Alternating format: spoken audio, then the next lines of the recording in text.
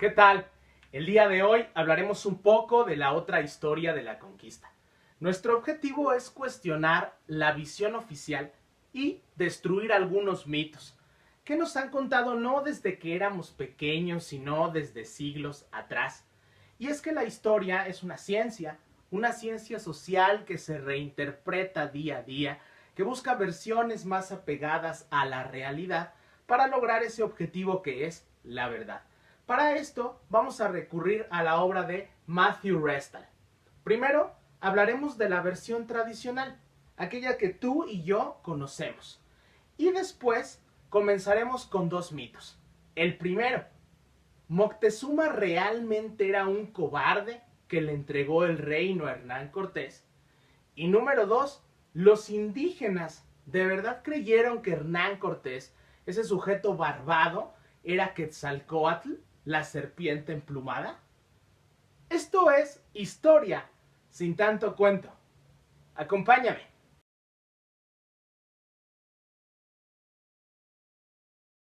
Si nos remontamos a la historia tradicional, estamos en un episodio en el que Hernán Cortés, ese individuo barbado y de mirada penetrante, emprendió una campaña militar para tomar el centro del imperio mexica y de esa manera convertir esas tierras, bueno, lo que ahora es México y a sus habitantes, al cristianismo, y con eso poder salvar el alma de todos esos habitantes. Esto obviamente lo hace en nombre del rey Carlos I de España y V de Alemania. Es un solo individuo, pero tiene dos nombres. También lo hace en nombre de Dios. Sin embargo, no declara sus verdaderas intenciones, así como la de aquellos individuos que lo acompañaban, y entre las que destacan la fama, el dinero y el poder político. Después de una serie de enfrentamientos y de alianzas, el 13 de agosto de 1521 cae la Ciudad de México Tenochtitlan en manos de los invasores y va a dar inicio una nueva etapa de la historia, conocida como la Nueva España o la Colonia. Esta historia tradicional, ¿la conoces? ¿La conozco?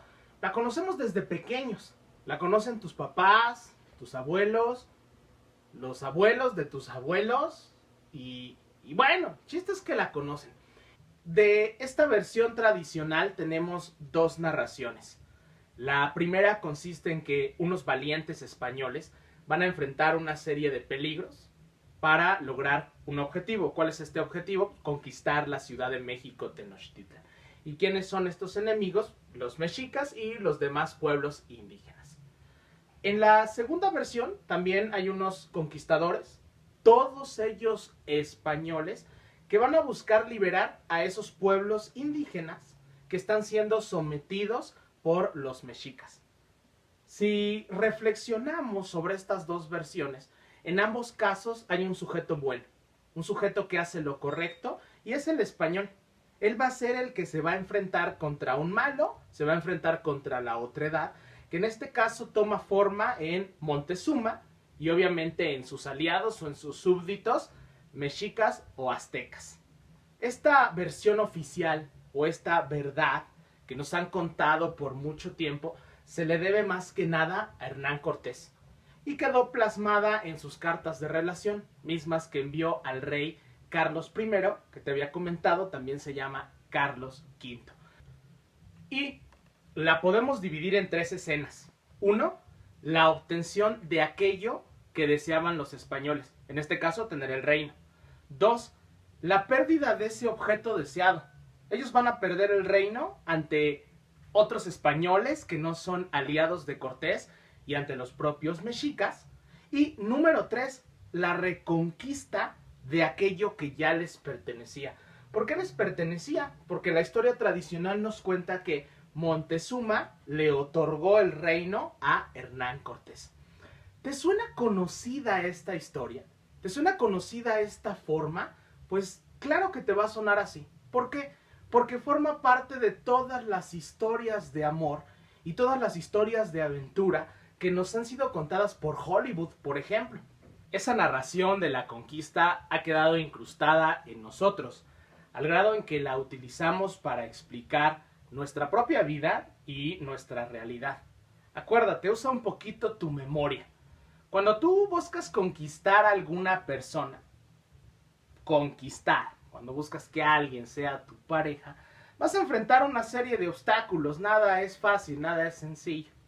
Cuando por fin ya tienes a esa persona a tu lado, hay que luchar, ya sea con ella o luchar contra los enemigos y las adversidades. Puede ser que de un momento a otro pierdas a esa persona. Sin embargo, vas a emprender una reconquista. Si analizamos, aquí están los 3 pasos que nos han enseñado, te digo, esa enorme cantidad de películas hollywoodenses, esa enorme cantidad de libros que nos han legado. Y en esas historias, obviamente nosotros somos los buenos y hacemos lo correcto, ¿va? En términos de la narración tradicional, podemos dividir la historia de la conquista en 5 etapas, con su respectivo final feliz. ¿Por qué? Pues porque toda conquista, toda etapa de conquista, conlleva ese final esperado, ese final glorioso, ese final de victoria para el que emprende dicha acción. Número 1, el encuentro de Moctezuma y Cortés. Número 2, la rendición de Moctezuma o Montezuma. Número 3, Cortés va a ser prisionero a Montezuma. 4, se pierde el reino y va a ocurrir una noche triste. Y número 5, se va a reconquistar el reino y por fin se va a tomar la Ciudad de México el 13 de agosto de 1521. El primer mito va de la mano de la rendición de Moctezuma, quien en diversas versiones le ofrece el territorio a Hernán Cortés. Esto lo hace ya que el emperador creía que los españoles venían en nombre de un gran señor que, según la profecía, volvería a gobernar. El discurso de rendición será redactado por Cortés en la segunda carta de relación y va a ser repetido de manera tan constante y de manera tan frecuente hasta que sea convertido en verdad. Si somos críticos con la historia tradicional, tenemos que señalar que 1. Solo se tratan de los hechos narrados por Cortés y 2. Que se sustenta en la profecía y en la supuesta cobardía de Moctezuma. Sin embargo, inician las contradicciones, porque si Moctezuma había tratado tan bien a sus huéspedes, estos lo hicieron prisionero. Por otro lado, existe una versión en donde Moctezuma les ofreció las tierras y les ofreció regalos solo con la intención de que estos invasores se retiraran. Él no planeaba en ningún momento cumplir su promesa de sumisión en el futuro. Si analizamos esta parte, el emperador de los mexicas actúa con diplomacia y como un verdadero estratega que busca conservar su reino. En este sentido, no estamos ante el individuo temeroso o cobarde del que nos han contado o del que nos han hecho creer. Además, en esta versión, el propio Moctezuma le declara a Cortés que él ya sabe que los españoles no son dioses, sino que son como cualquier otro ser humano, lo que nos lleva al segundo mito.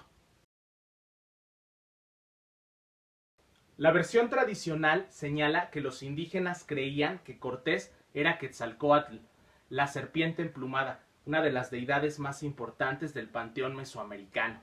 Debemos aclarar que esto es una elaboración posterior a la conquista, ya que un hecho tan importante necesariamente tenía que haber sido consignado por Hernán Cortés. La verdad es que Hernán Cortés no habla de esto ni en su narración sobre el encuentro ni en sus escritos posteriores. Es más, no señala a Quetzalcóatl. Este mito fue construido para justificar la conquista y empata de manera perfecta con la historia de la rendición, ya que si Cortés era Quetzalcóatl, lo más obvio era entregarle el reino. La historia del México antiguo se unirá a los relatos indígenas y españoles. De esa manera, la conquista dejará de ser un acto violento para convertirse en un acto providencial, en algo que Dios quería que así ocurriera. Más tarde, la figura de Quetzalcóatl se unirá con la de Santo Tomás. se contarán historias en las que el apóstol vino, evangelizó, prohibió los sacrificios e inclusive prometió regresar. Estas historias formarán parte del patriotismo criollo en siglos posteriores. Esto fue Historia sin tanto cuento. Si te gustó, no olvides darle like, suscríbete y déjame tus comentarios. Te mando un abrazo enorme.